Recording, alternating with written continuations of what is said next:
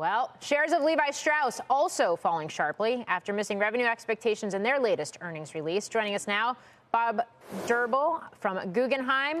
Bob, it's great to have you on. We've seen this denim craze. It seems to be continuing.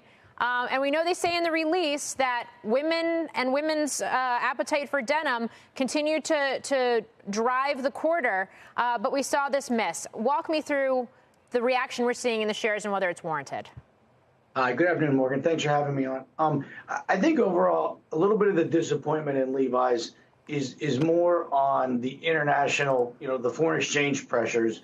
In the U.S., the business was up 12%. I think the other piece of the international, the other piece of the concern is that they didn't raise guidance. They beat our numbers by 6 cents, but they held their guidance in check. And so I think the street and the stock was touching on highs. I think the street was probably looking for a little bit more on the guidance side.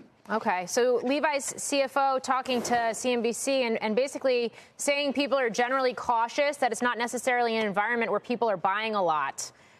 Read through to the consumer and some of these buying patterns we're seeing. I think you hit on it a little earlier, but within the apparel market, the denim piece has been strong. The Western trends, the utility trends, they've been strong. And it feels to me as if Levi's is in a very good position to capitalize on that momentum. I think overall, from a consumer perspective, there is a lot of caution. There's a lot of uncertainty. I think the macro pieces, of the business, and when you look at what's happening in the world, the consumer's, on alert. And I feel like we're watching pretty closely, around the winners and the losers. But to me, I think the Levi's business, the brand remains very strong. I think they're heading in the right direction. And, despite the slight miss in the top line, which we think is largely foreign exchange, we feel like these guys are very well positioned. Well, tell me more, Bob, because I'm looking at Lululemon, right? And they have been doing really well on that kind of direct-to-consumer premium brand approach. Levi has been on a really strong run this year and is taking a step back, certainly about a quarter's worth of a step back in the price, at least here in overtime. But do they have enough going on in D2C, focusing on women on the premium end to sort of buck this trend of what's happening with department stores, with wholesale, as they try to lessen that as part of the mix? I think they do, John. I think when you look closely at sort of the DTC results versus the wholesale results, that's what gives us comfort around what Levi's is doing. So, this quarter, DTC for Levi's was up, I think 8% overall. 11% constant currency. I think the U.S. was up 12% and 7% in Europe. And so, from our perspective, when you offset that against, I think the adjusted wholesale business was down 4%. I think, the leadership at Levi's is changing direction, is much more focused on the, DTC first piece of the strategy. And I think they're gaining traction with it. But there are definitely headwinds, as you think about, the pluses and the minuses on the overall business, especially on a global basis, with what's happening in the world. How do you feel about the inventory position?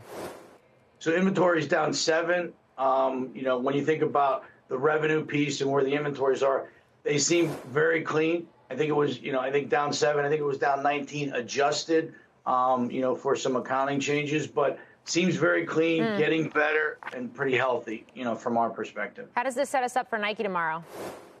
I think Nike's a completely different situation. I think on the Nike piece, expectations are definitely subdued when you think about, some of the competitive pressures. In our opinion, I think Nike's results, should be in line with expectations. But when you think about a few things heading into the second half of the year, we're actually quite optimistic around Nike. I think having subdued expectations sets the stock up well.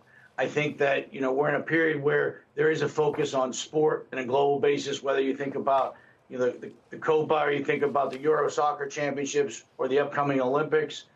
When you think about running as a category, I think we've seen some encouraging early reads on some of their new products. Women's is a focus for Nike. So when you think about, Caitlin Clark is a Nike athlete and what's happening with the WNBA, we feel like they're well positioned there. Okay. They're going to have an event, a 5-year analyst day in late fall. I think that they can give us some good insight into that. And then finally, I think just when you look at the valuation of Nike heading into tomorrow, it's at a, let's call it a 13% discount to the 13% premium to the S&P. Historically, it's almost a 50% premium. So when you look at it historical, versus its own multiples, and then when you look at especially versus the market, we think there's a pretty good setup for this over the next 12 months.